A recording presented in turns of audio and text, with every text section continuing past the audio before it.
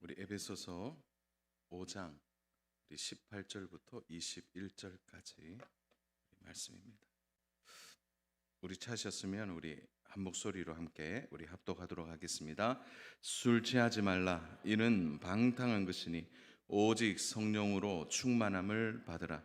시와 찬송과 신령한 노래들로 서로 화답하며 너희의 마음으로 주께 노래하며 찬송하며 범사에 우리 주 예수 그리스도의 이름으로 항상 아버지 하나님께 감사하며 그리스도를 경외함으로 피차 복종하라. 아멘. 우리가 지난 시간에 전체적인 하나의 큰 주제를 가지고 있어야 한다면 그것은 거룩하게 사는 것입니다. 그러니까 거룩하게 살기 위하여서 우리가 받은 은혜가 너무 큰 것이죠. 근데 그 은혜를 우리가 이야기할 때 가장 큰 하나가 뭐였습니까? 우리는 더 이상 이방인처럼 살지 않는다 하는 거죠. 이방인처럼 살지 않게 하는 가장 큰 이유가 뭡니까? 우리가 바로 하나님의 그 구원의 부르심을 받아서 우리의 삶이 새 사람으로 우리가 바뀌었기 때문이죠. 우리가 새 사람이라는 것을 어떻게 합니까? 그것이 바로 하나님의 사랑에 우리가 눈을 뜨게 된 것입니다. 그래서 우리가 하나님의 사랑에 눈을 뜨게 되니까 어떻게 됩니까? 우리의 삶이 자연적으로 거룩한 삶에 대한 사모가 우리의 마음에 일어나게 되는 것입니다. 그래서 거룩하게 사는 실제적인 방법들을 바울은 이제 조목조목 말했습니다. 그 큰 주제 중에 하나가 뭐죠? 교회 안에서는 성령이 하나 되게 하신 것을 서로 힘써 지키는 것들이죠. 그리고 좀 우리의 눈을 들어서 우리 성도들을 바라볼 때 어떻게 합니까? 음행이나 더러운 것이나 이제 탐욕과 같이 우리 안에 거룩하지 않는 것을 우리가 분별하는 것이죠. 동시에 우리의 속사람이 이제 강건하게 됨을 통해서 우리의 입술에 드러나는 가장 큰 변화가 무엇이라고 했습니까? 누추함이나 어리석은 말을 우리가 더 이상 하지 않는 거죠. 희롱하는 말도 우리의 입술에서 떠나는 것입니다. 그래서 우리의 말이 하나님 안에서 합당하게 변화되는 것이죠. 그래서 우리가 하나님의 사람이 되고 나면 가장 먼저 바뀌는 우리의 삶의 태도 중에 하나가 뭡니까? 우리의 언어가 달라지게 되는 거죠. 그러니까 언어가 거룩한 것이죠. 누추함이나 더러운 말이라든지 희롱하는 말을 더 이상 하지 않는 것이죠. 자, 이러한 이 하나님 안에서의 합당한 삶. 자, 바울은 이렇게까지 이제 언급하고 오늘 매우 중요한 말씀을 하십니다. 그러면 이런 거룩한 삶을 살도록 우리를 끊임없이 동력화하는 것이 무엇인가에 대한 주제를 오늘 말하고 있는 것이죠. 그것이 무엇입니까? 우리 안에 계신 성령의 능력이라는 것입니다. 그래서 성령의 도우심과 성령의 인도하심 없이는 우리가 거룩함을 이루어낼 수 없다는 거죠.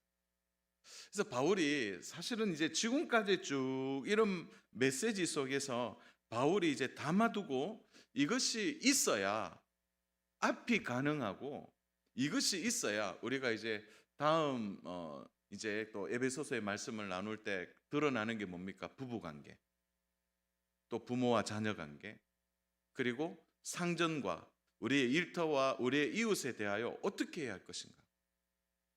그 모든 관계에 있어서 가장 중요한 핵심을 오늘 담아두고 있는 것이죠. 그것이 무엇입니까? 바로 성령의 인도함을 받는 것입니다. 그래서 우리가 거룩함의 주제를 다룰 때 거룩해야지, 당연히 우리는 거룩한 삶을 살아야지. 그런데 그 거룩함이 그러면 그 거룩함의 원천이 무엇인지를 모르면 그 거룩이 잘못된 거룩이 된다는 거죠. 그래서 우리 예수님이 너무 안타까워했던 것이 무엇입니까? 바리새인과 서기관들의 그런 종교적 외식과 그들이 거룩하다고 말하지만 그 거룩이 자신들이 만들어내는 거룩은 거룩이 아니라는 거죠. 우리는 이 거룩함이 어디서 오는 것입니까? 바로 성령의 인도함을 받아 우리가 거룩한 삶을 살게 되는 것입니다. 그래서 바울이 오늘 이 주제를 이야기하기 위해서 사실은 4장과 5장의 전체적인 내용에 우리가 어떻게 하면 거룩하게 살 것인가, 그리고 거룩한 삶의 실제적인 실천 부분이 부부관계, 부모와 자녀 관계, 또 상전과 종의 관계, 그 뒤에 부분들을 언급하고 교회를 언급하면서 그 중간에 가장 중요한 동력을 우리들에게 소개하고 있는 것이죠. 그것이 바로 오늘 등장하는 성령의 충만함에 대한 메시지입니다. 그래서 사실은 이제 성령의 도우심과 거룩함이 없이는 우리가 온전한 거룩을 이루어낼 수 없다고 바울이 말하고 싶었던 것이죠. 자, 그런데 오늘 이 성령의 충만함을 먼저 얘기하지 않고 이 성령의 충만함을 방해하는 가장 큰 대적이 무엇인지를 먼저 바울이 언급합니다. 그 방해가 바로 오늘 18절에 등장하는 술 취하지 말라라는 주제입니다. 그래서 이 18절이 좀 대조되고 있죠. 술 취함과 성령 충만. 그런데 이러한 바울의 방식은 여기서 그치는 것이 아니라 이미 이전에 거룩한 삶에 대한 부분을 언급할 때 얘기했습니다. 어떻게 언급했죠? 어둠과 빛. 너희는 더 이상 어둠에 있지 아니하고 너희들은 빛의 자녀라는. 그러니까 어둠과 빛을 대조하고 있는 거죠. 또 어리석음과 거룩함의 삶을 살아가는 자들의 지혜. 어리석은 말과 생명에서 나오는 지혜의 말을 대조하고 있는 거예요. 그리고 세상 사람들처럼 나뉘어지고 하나 되지 못하는 그 속에서 바로 성령이 하나 되게 하시는 그 아름다운 성령 공동체에 대한 대조를 계속해서 이야기하면서 오늘 그 마지막 결정체로 성령 충만의 대조가 되는 것이 바로 술 취함이다라는 주제를 말하고 있는 것입니다. 우리 18절을 다시 한번 봐주시기 바랍니다. 우리 18절을 같이 한번 합독하겠습니다. 술 취하지 말라. 오직 성령으로. 바울이 술 취하지 말라고 하는 가장 큰 이유가 무엇입니까? 술 취하지 말라 이렇게 말할 때 바울이 이 부분 때문에 바로 가장 크게 언급하고 있는 거죠. 그것이 무엇입니까? 방탕이라는 주제입니다. 자, 오늘 18절에 보면 술 취하지 말라. 이 말은 술 취하지 말아야 될 가장 큰 이유를 바로 방탕이라고 소개하고 있기 때문입니다. 그러니까 바울이 좀 간단하게 얘기한 거죠. 술 취하지 마세요. 방탕해집니다. 그런데 요 주제를 이제 사실은 바울이 로마서 13장 13절에 조금 더 구체적으로 다루고 있습니다. 우리 한번 볼까요? 자, 로마서 13장 13절. 우리 합독하겠습니다. 낮에와 같이 단정히 행하고 방탕하거나 술 취하지 말며 음란하거나 호색하지 말며 다투거나 시기하지 말고. 자, 여기는 좀 더 구체적으로 나옵니다. 술 취하지 말며라는 말 앞에 서론적으로 방탕이라는 얘기를 하고요. 그 술 취하지 말며라는 말 뒤에 구체적인 태도를 이야기하는데 첫 번째가 바로 음란과 호색과 다툼과 시기라는 거예요.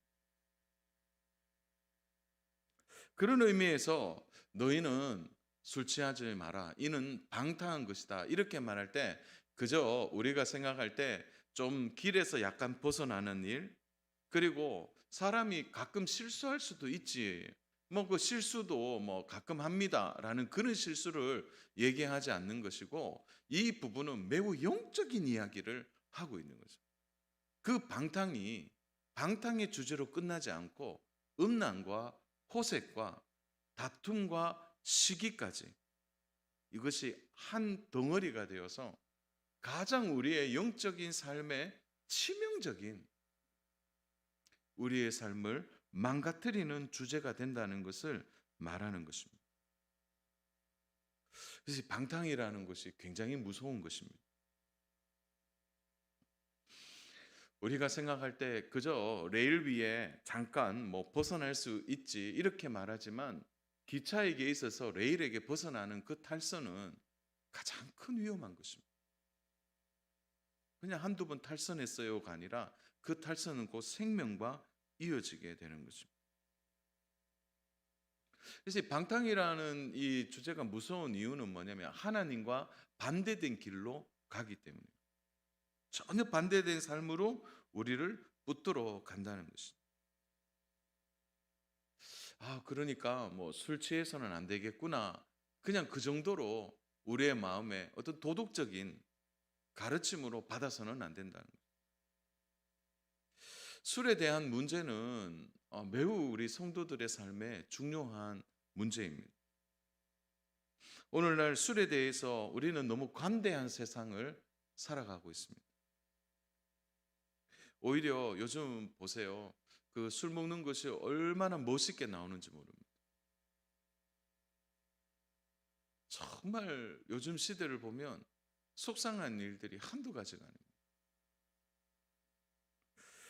이제 우리들은 뭐 그렇게 말하는 성도님들이 없는데 그 뭐 술을 성도들이 먹어야 됩니까? 안 먹어야 됩니까? 라는 이런 문제들 여러분 어떻게 생각하십니까? 요즘에 모든 미디어 매체를 보십시오. 술에 대해서 얼마나 아름답게 드라마틱하게 묘사하는지 모릅니다. 인권이라는 주제를 다루면서도 동일해요. 사람의 자유, 사람이 그 소소한 행복을 누리는데 그 한 잔의 그 술을 의미하는 거죠. 자유를 누리고 행복한 삶을 더 행복하게 만들 그 인권과 연결해서 그 행복을 술이라는 주제를 그 속에 담아내고 있는 거죠. 그러나 현실적으로 한번 볼까요? 사랑 여러분, 이 술에 대한 이 현실은 어떤 것입니까? 영국의 더 가디언이라는 잡지인데요. 2019년도 3월에 술 소비량을 가장 많이 하는 도시 10개를 뽑았는데 그중에 서울이 네 번째 도시예요.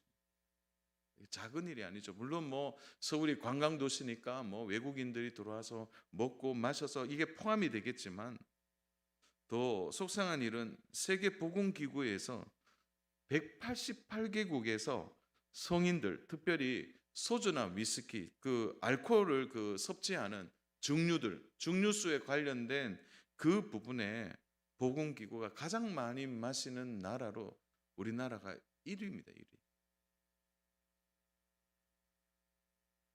직장 안에서 뭐 어쩔 수 없어요. 뭐 적당히 뭐 그렇게 하는 것도 지혜 아닙니까? 뭐 그렇게 말씀하시는 분이 있을 줄 모르겠어요. 그러니까 이게 술 취함이다라는 주제를 그냥 우리가 말하면서 아유 그냥 적당하게 이게 안 통한다는 거예요. 이게 문화입니까? 오늘 우리의 이 본문만 한 구절만 제대로 묵상해도 이 술 취함과 성령 충만이 완전히 반대된 개념이라는 것을 우리는 오늘 확신을 가지고 봐야 합니다. 성령 충만이 우리에게 주는 가장 큰 유익이 무엇입니까? 성령이 우리 안에 충만하게 될 때 우리가 거룩한 삶을 살아가야 한다는 우리의 존재를 제대로 깨닫게 되는 거예요. 하나님을 만난 성도들의 가장 큰 변화가 뭡니까? 내가 누구인지를 제대로 아는 거죠. 술은요, 먹고 마시면 내가 누구인지를 잊어버려요. 그게 술의 특징이더라고요. 거룩한 삶을, 영적인 삶에 대하여 우리의 갈망이 성령님을 통해 알게 되는 거예요. 그리고 사람이 어떻게 사는 것이 가장 아름다운지를 깨닫게 하는 것 반대로 술은 사람의 추함을 드러내게 되는 거예요. 많은 사람들이 얘기해요. 요즘 시대에 뭐 교회가 술 얘기를 하냐? 그거는 그냥 문화야. 그냥 흐름이야, 흐름. 그렇게 말하고 그는 시대이고 문화이고 흐름인 그것을 뭐 따라가면 되지 않느냐. 자, 모든 세상 사람들이 그렇게 말한다 할지라도 하나님 앞에서 그런 판단이 통할까요? 죄는요, 크고 작음의 문제가 아닙니다. 죄는 죄일 뿐이라는.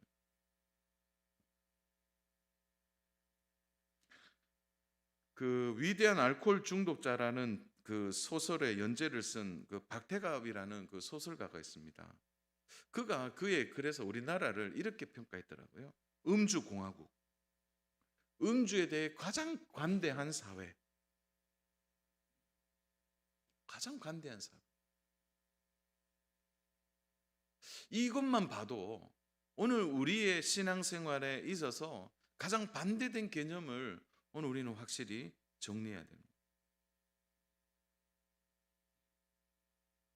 우리 그 보건협회에서 조사를 보니까 알코올 중독자가 재활을 해서 다시 회복이 돼서 나오는데 3개월 안에 재발하는 경우가 88.1%라고 됩니다. 이건 못 나온다는 겁니다. 다시 술을 마시게 됩니다. 사랑하는 여러분, 술은 아름다운 것입니까? 오늘 많은 청소년들에게 있어서도 우리 청년들도 마찬가지고 이 술에 대해서는 아예 신앙의 중심을 분명하게 해야 됩니다. 여기에 미혹을 당해서 적당히 한 잔 정도는 그게 아니라는.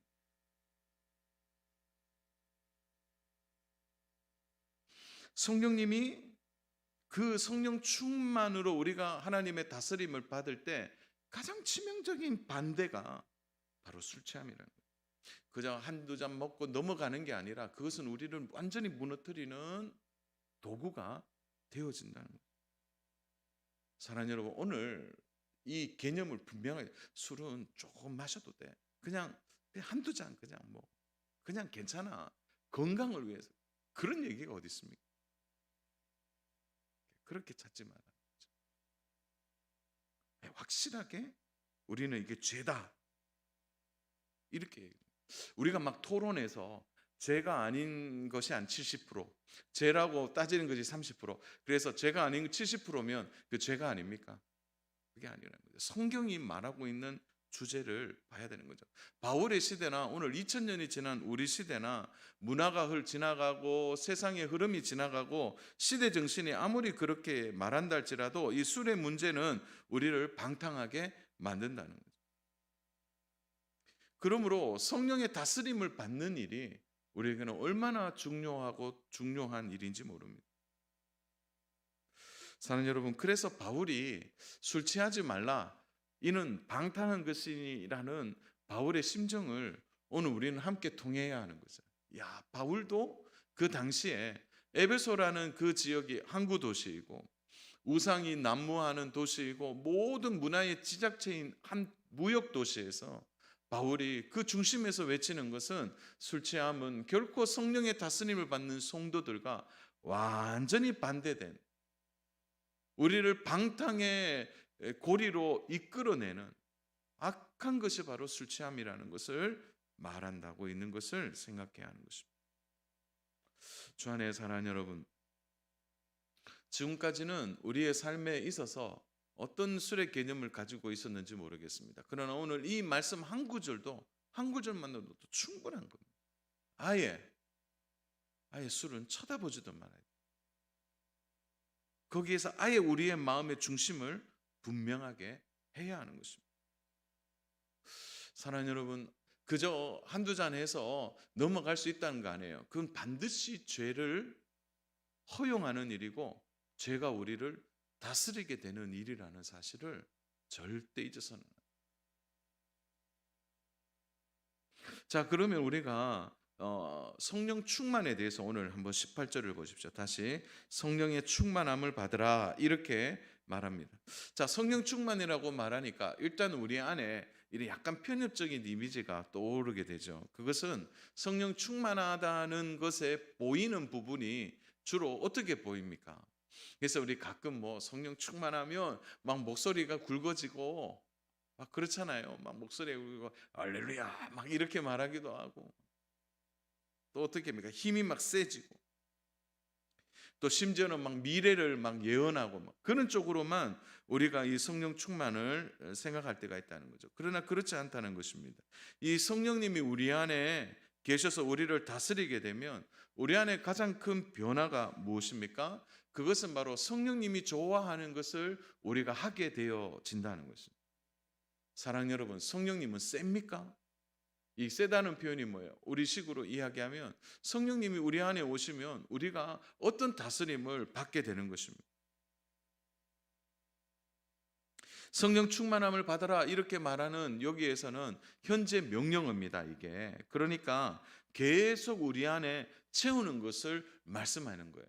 그래서 이것은 어떤 형태를 가지는데 그것은 전에 성령 충만했어요 이 말이 통하지 않는다는 거죠.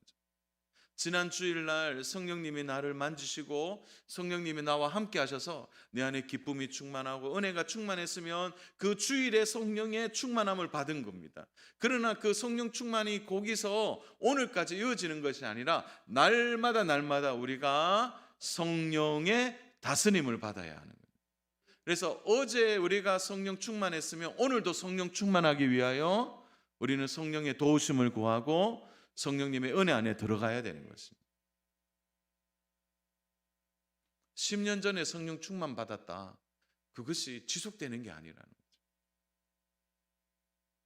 그래서 여기서 말하는 바울이 성령 충만함을 받으라 이 말은 일상적인 삶에서 계속해서 하나님의 다스림을 성령님의 다스림을 받도록 우리를 성령님의 다스림 속에 들어가도록 우리를 끊임없이 우리를 내어 놓는 일을 해야 하는 거죠.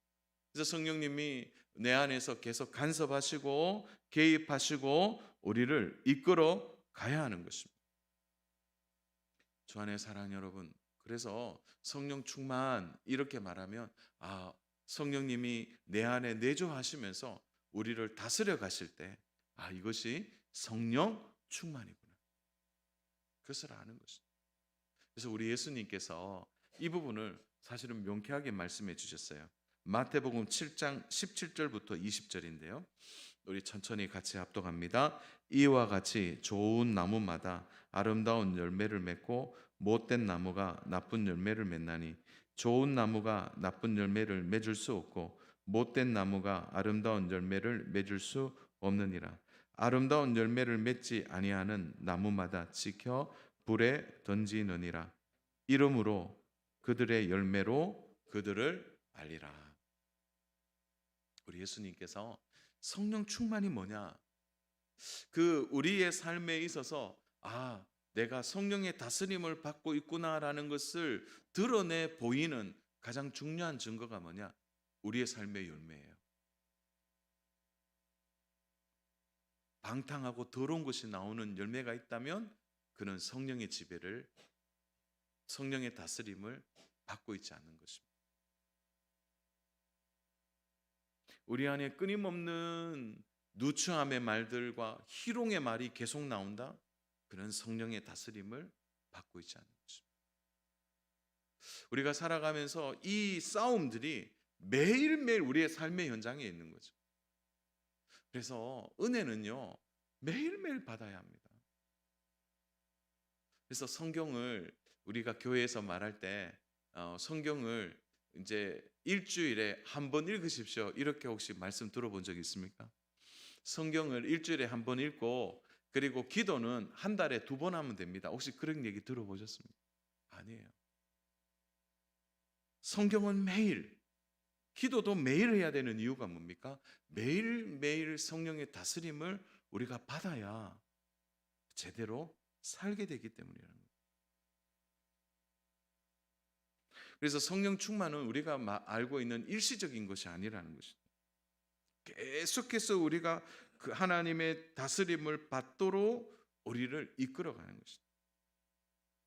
그래서 우리의 삶에 이런 열매들이 나타나게 되는 것입니다. 예를 들어 볼까요? 하나의 용서라는 주제를 이야기할 때 우리의 인격이나 우리의 능력으로 내가 원래 성품이 좀 좋고 뒤끝이 없어서 내가 용서합니다. 그것은 용서의 어떤 내용은 될 수 있어도 그것이 성령의 열매로 나타나는 것은 아니라는 거죠. 진짜 용서는 뭡니까? 내 힘으로 용서하는 것이 아니라는 거죠. 매일매일 성령님이 나에게 말씀하시고 성령님이 나를 이끌어 가시면서 나는 내 인격상, 내 성품상 내가 용서할 사람이 아닌데 성령님이 내 안에 계속 두드리시는 거예요. 용서해라. 그래서 그 성령님의 다스림을 받아 내가 그를 지극히 용서하고 그의 손을 잡는 것. 그것이 바로 열매로 나타나는 성령의 충만함이라.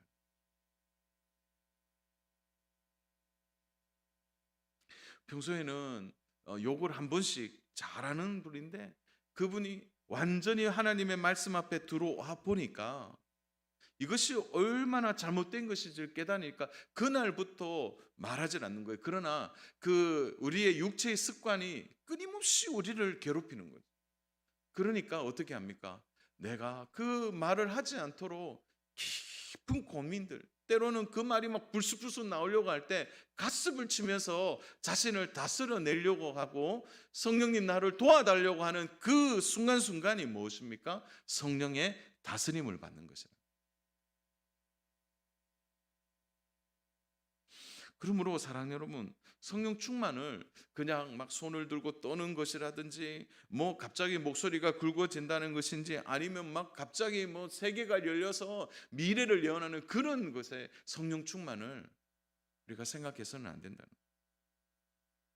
진짜 성령 충만은요, 세미한 작은 일에서부터 우리의 삶에 반복되는 일상의 삶 전체에 성령님의 다스림을 받는 거예요.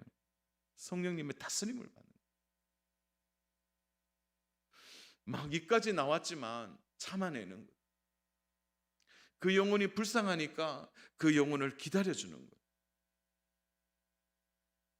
그것이 바로 성령님이 우리 안에서 하시는 일이라는 거죠. 한번 기회가 되면 성령 세례와 성령 충만에 대해서 한번 말씀을 좀 나누어 보려고 합니다.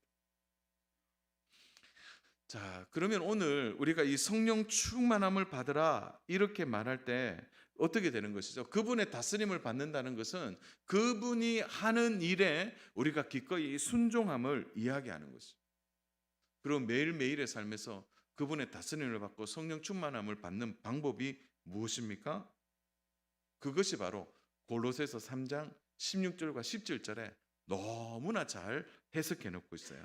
우리 골로새서 3장 16절 17절 같이 읽겠습니다. 그리스도의 말씀이 너희 속에 풍성히 거하여 모든 지혜로 피차 가르치며 권면하고 시와 찬송과 신령한 노래를 부르며 감사하는 마음으로 하나님을 찬양하고 또 무엇을 하든지 말에나 일에나 다 주 예수의 이름으로 하고 그를 힘입어 하나님 아버지께 감사하라. 나오죠? 오늘 우리 에베소서 우리 5장 말씀에서 오늘 19절에 보면 이 16절이 요 오늘 본문 19절과 20절을 함께 모아놓은 거죠.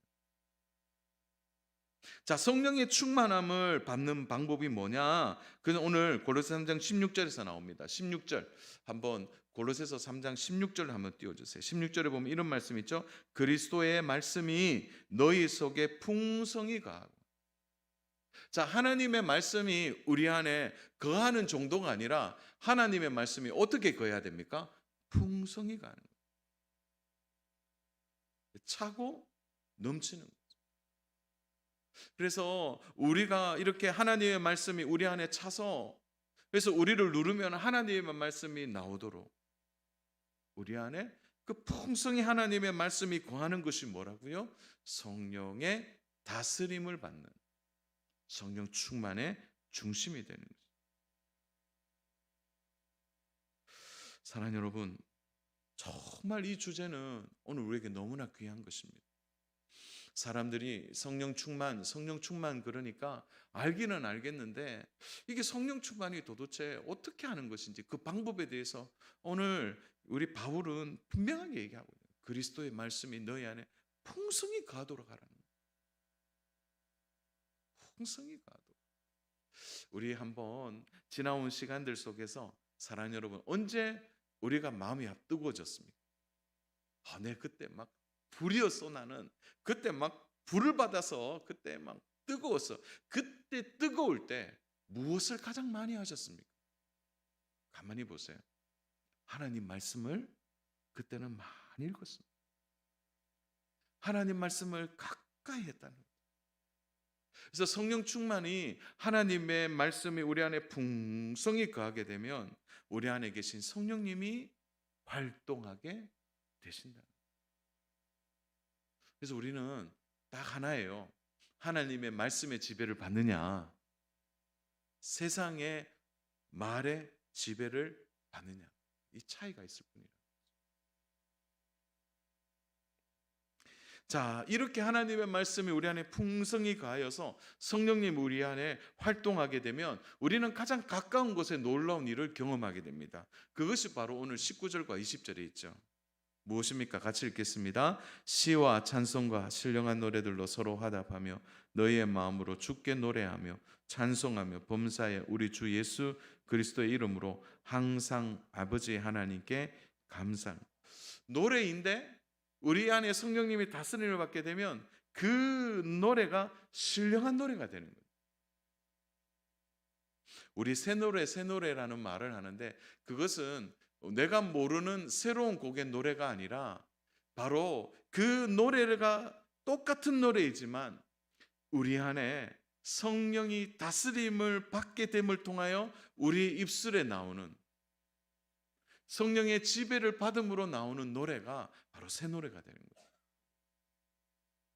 사랑하는 여러분, 성령이 우리 안에 충만하고 성령의 다스림을 받게 되면 우리는 가장 가까운 나의 일상에 특별히 신령한 노래뿐만 아니라 우리의 마음이 주께 드려짐을 통하여 감사가 넘치는데 이것이 바로 예배에 대한 부르심을 우리가 제대로 받고 그 예배 안에 깊이 들어가는 우리 예배 생활의 변화를 말하고 있는 거예요.